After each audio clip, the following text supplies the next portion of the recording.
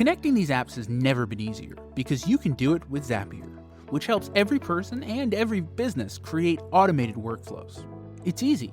To get started, you'll just need to authenticate your apps, which takes just a few seconds. Zapier meets industry standards for encryption when connecting with each of your apps. Now let's set up your trigger, which is the event that starts your Zap. Pick the trigger event that you want from the list.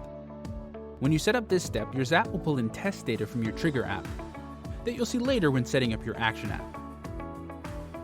This last part is where the magic happens.